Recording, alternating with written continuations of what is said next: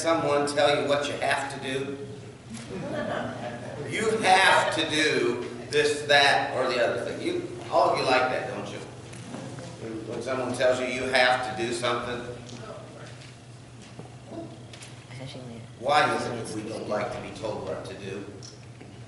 Because we think we know best.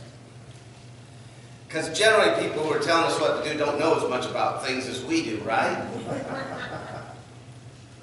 Well, we're going to talk a little bit about someone telling us what to do, but doing it in a way that makes everything different from the normal routine.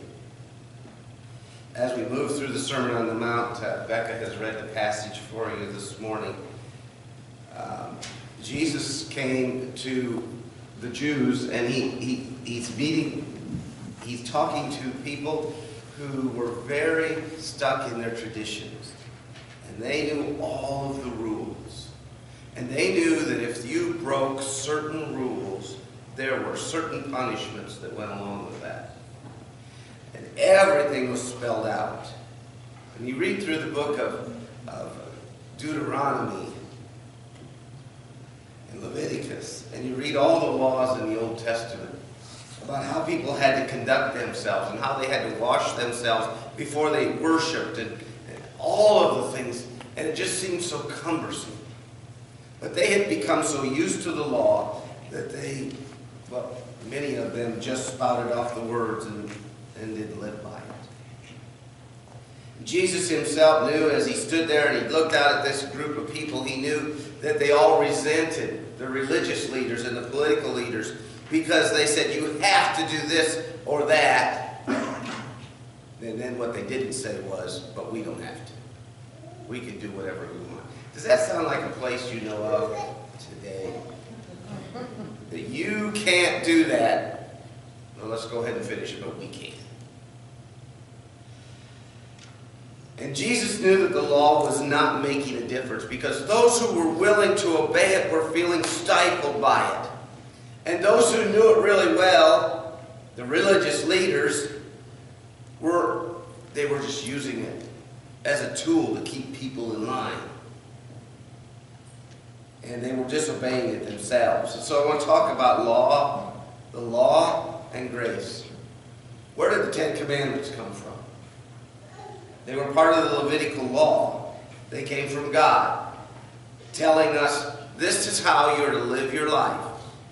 This is what makes you a good person. This is what makes you a good husband, a good wife, a good friend, a good worshiper of God. This is what makes you an honest businessman. All these laws touch their lives. And they're so hard to live up to. Because if you break one, you've broken them all. If you break the law, you break the law. And if you break the law, what's the consequences? Well, if you run a stop sign and you don't get caught, you're okay. But if you get caught, you're probably going to get a ticket. And it's probably going to cost you some money. Right? But that's not the way it is with God's law. God's law is not looking at us from the perspective of being good drivers. It's looking at us from the perspective of having the very breath of life breathed into us. And when we break the law, we destroy his creation. We destroy the creation that he has made within us and the creation that we are a part of. It's not trivial like the laws that men make.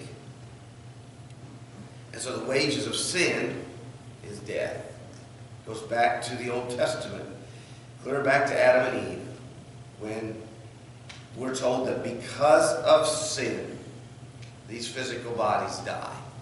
It wasn't the way God intended for us to be. Nonetheless, that's what happens when the law is broken. Let's take a look at the law. Jesus says, until heaven and earth disappear, they haven't yet, not the smallest letter, not the least stroke of a pen, will by any means disappear from the law until everything is accomplished. Everything is accomplished. That everything is grace. You may have come here this morning feeling bad about yourself because you know you're not what you should be. You know you're not doing the things that you should. You know you're not offering to God the things that you should. You're not being the husband or the wife You're not being the friend that you think you should be, that the law says you should be. See, the law is necessary because as a teacher, it reminds us that certain things are wrong. I was driving home from Marion last night. We had gone to David's basketball tournament down in Huntington. We went down to Marion and saw the grandson. Now, on the way back, my wife and I got into a debate because there was a trucker who was really trying to aggravate everybody. Because there were two truckers, one in each lane, going about 55 miles an hour in a 70-mile zone. Now, I don't speed, but I do like to go the speed limit. And I got to thinking, what would the world be like if we had no laws?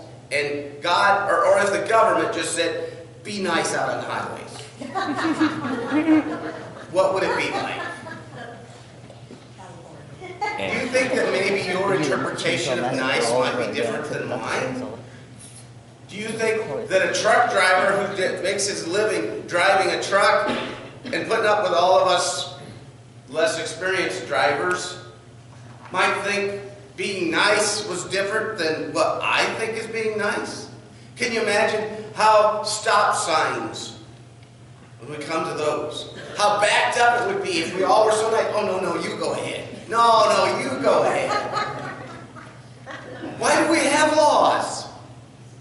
It's because we have to have some framework to put our life into, right? And that's what God's law is. It wasn't for the purpose of saying you did something, you did such and such. Shame on you! I'm gonna whip you. I'm gonna beat you. I'm gonna punish you. I'm gonna ostracize you. It wasn't about that. It was about teaching us the difference between right and wrong. It was something that humans need and still need today. It's a signpost and a benchmark that tells us whether we're living our life the way we ought to or whether we're going astray.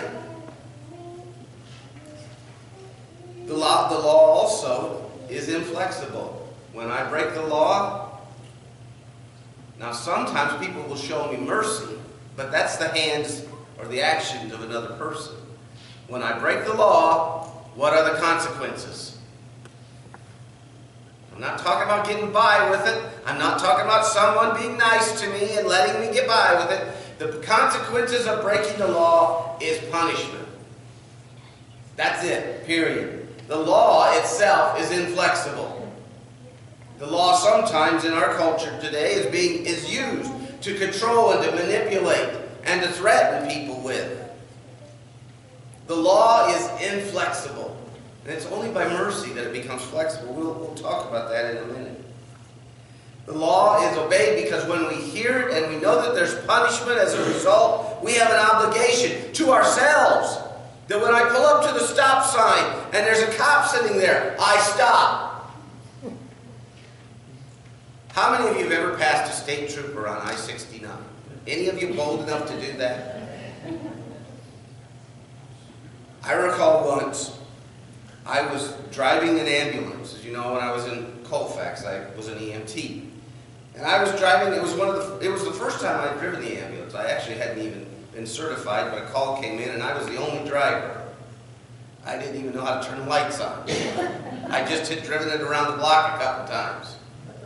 There was a guy in the back who had been punched in the throat and couldn't breathe. So we're heading down a 4-lane highway. Got the lights on and the siren on, and I'm heading down, and I'm going about 70, 75 miles an hour. And a state highway truck passed me. And I thought, either I'm not taking this seriously enough, or he's got something very important to do.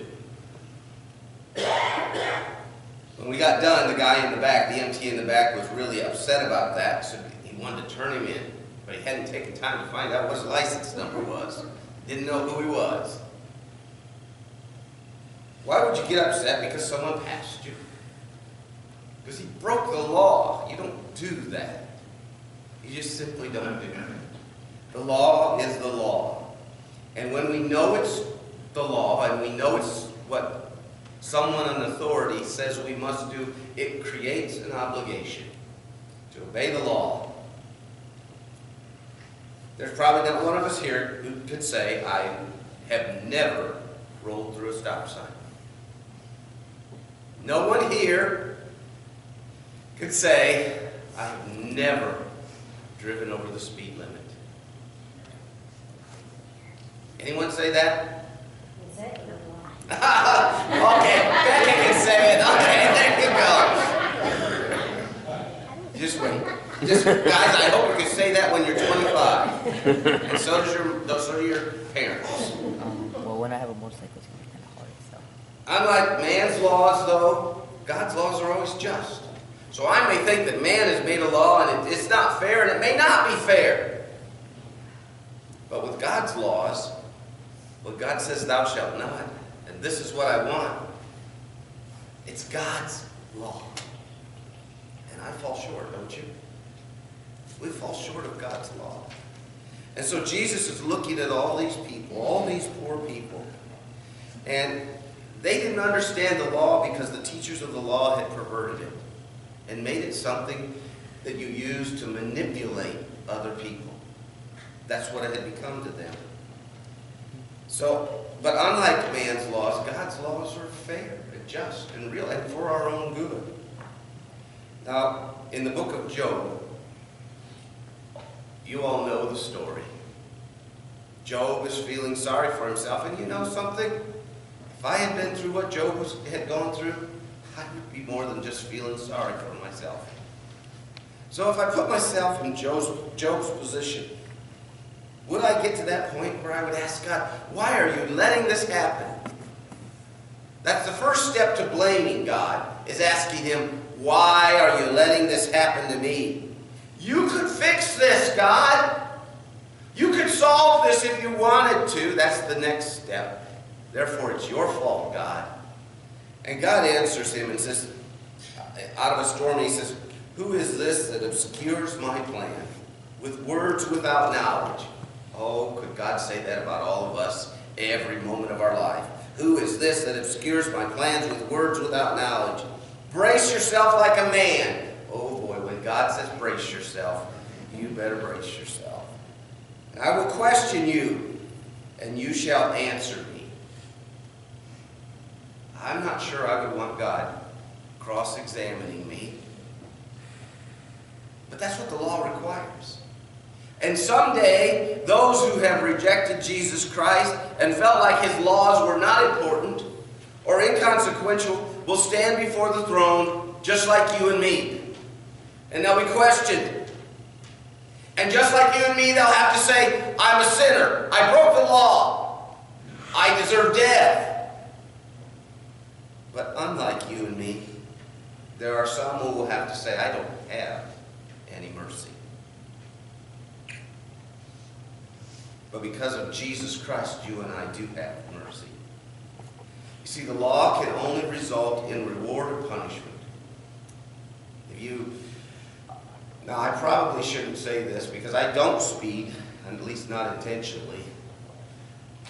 But in all of my life, 61 years old, I have never got a speeding ticket. I have, on occasion, got some other infractions, but I've never got a speeding ticket. Did get pulled over for speeding. I think I've shared that story with you. I was driving my Nova Super Sport. I had just graduated from high school, and I was on my way to church to lead music that Sunday morning, and I was running late, and my odometer, or my speedometer on my Nova said I was going in a, kids, plug your ears, in a 55, I was going 105. I'd never been pulled over before. You know, it's like a lot of things. If it's never happened to you, you don't know what it's going to be. He said, well, you know, when I say he said, he didn't catch me till I pulled into the parking lot at the church. He said he'd clocked me at 96, so I don't suppose my speedometer was accurate. Probably had never been there before.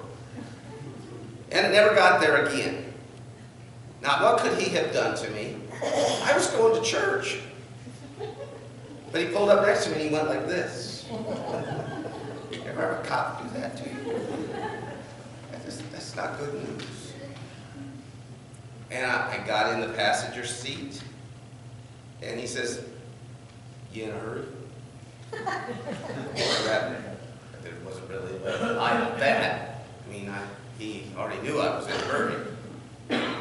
I think if I had pulled into any other place but the church, he'd have hauled me in for reckless driving. And he would have been right in doing so. But instead, as I told you, I've never got a ticket for speeding. He gave me a warning. He showed me mercy because I was going to church. You see, the law only has two things. It's either punishment or reward. The only way you get, when you've broken the law, the only way you get by with it is by mercy. When the law is broken, there should always be punishment. Hebrews writer says, "For it is impossible for the blood of bulls and goats to take away sin." The old Jewish law. It's impossible for me to say that I did not do that, that it was a stupid thing for a 19-year-old kid to do, but I did it. I could have wound up dead or someone else.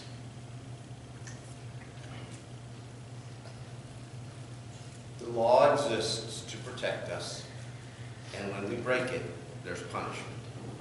But if I know Jesus, and I understand my faults and my failures, and I try to make them right, he washes me clean by his mercy.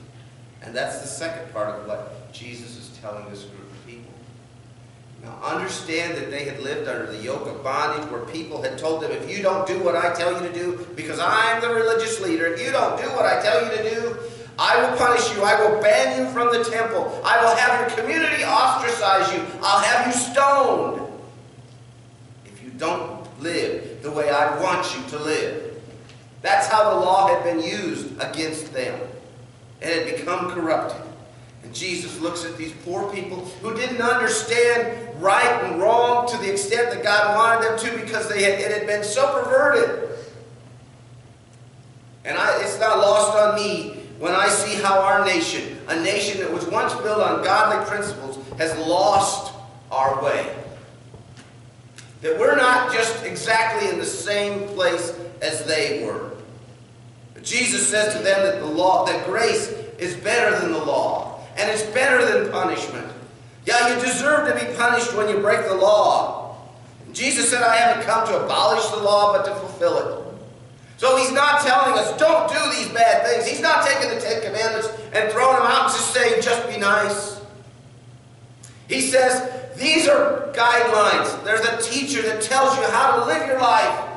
And when you live your life to its fullest in Jesus Christ, and you desire to walk with him, when you desire to do the right thing with the time and the energy and the talents and the money that you've been given, when you desire to do the right thing, and you fall short, it's by his grace, I'll make you clean. You deserve punishment, but I'll make you clean. You see, when we break the law, whatever law it might be, we can go to any authority that we want, but they can't forgive us. We have to go to the right authority, Jesus Christ. The source of grace is God himself. I wonder sometimes, and I don't know that I can understand God's feelings, but for God to see the wonderful creation that he's made, and the wonderful things that he has done for his creation, and then to see us ruin it the way we do. To see us break the law and destroy his creation. To create wars and famines and well, I could go on and on and on about the things we do to each other. Because God shed a tear when we break the law. He sheds a tear when you and I break the law. It breaks God's heart. But he says, I don't want to punish you. I don't want to punish you. I want to show you grace and mercy. So how does God's grace work? He doesn't just say, I'll forget it. He says to you and me, make it better. Did you do something wrong? Do what you can to make it better, honestly and then let it go. Do you have something in your life that doesn't belong there? Find help if you need to and get it out of your life. Is there something between you and another individual that shouldn't be there? Get rid of it. Because the creation that God made for us is a beautiful, harmonious relationship that doesn't bring about worry and fear and guilt and fretting. And so what he's telling you is, I've got all these rules and laws, and you know that. Christians, you know that. You've read your Bibles. You know that there are rules and regulations. But that's not how I want to judge you. I want to judge you by your heart. That you're trying with all your strength to do what's right. And then what's beyond your control, turn it over to God. He's telling us, you don't have to carry around guilt. Is there someone here this morning who's carrying around guilt? Someone here who's carrying around a burden for a sin, any kind of sin, that haunts your heart and troubles your mind? This is how grace works. For by grace you have been saved through faith. It is not of your own doing. It's the gift of God. The law tells us that we've done wrong. And God says, I'll wash it clean. So what was the cost of that? We all know the gospel story. Jesus Christ died on a cross. For the wages of sin are death, but the gift of God is eternal life. When I break the law, I broke the law. I've broken the law. And I deserve punishment. The wages of sin, the wages of rebellion against God is death. This body dies. And my soul dies. But the gift of God is eternal life. So on one hand, I have the law. Is it worthless? Absolutely not. For the law tells me this is what's right. This is how you heal your life, how you heal your relationships, how you live in such a way that you don't have to go to sleep feeling guilty. And you don't have to get up in the morning feeling fear. This is what the law is. And every one of us has broken it. And we felt the consequences of it. And on the other hand, Jesus says to all of his listeners, here's grace. And I give it to you to wash you clean. I give it to you to make you free. Because you're just like everyone else. We all sin and fall short. But I'm washing you clean. I'm bringing you forgiveness. I'm bringing you hope. So today, you have a choice. On two levels. One, you look at your life and say, it's out of control. I need to bring it back into control. Here's the law. Or you may be at the point where you say, here's my life, it's out of control, and I can't fix this. And I don't care. And God reels us back in. You may be in your life at a point where you just simply don't know what to do. The law says, this will fix it. And grace says, this washes the past and the present and the future clean. If you have your heart right with Jesus Christ. As those folks gathered there, I'm sure that some of them who had been abused by the law and the teachers of the law walked away thinking, this guy is teaching something powerful. He's given me hope. Is there anything more powerful than hope? He's given me hope in a world where I thought I had none. And today Jesus is offering you hope. If you feel like you can't live up to what you should, if you feel like you failed, if your heart hasn't been right, Jesus says, through mercy and grace, I'll make you what you ought to be. I'm glad that God is the potter who's molding whatever I will be. I know that it'll be something short and fat, right? But besides that, I hope it's something better than that. Better than anything that I can make. Better than anything that I can create. And it comes from the mercy of God. This morning, there may be someone who needs to change things around in his or her life. The law tells us we've sinned. Grace tells us this is how you become clean and free. If you have a decision to make this morning, this is your time. You can come forward if you want to, or you can do whatever the Lord leads you to do, as you said in the pew this morning. But let's stand and sing. I lost my.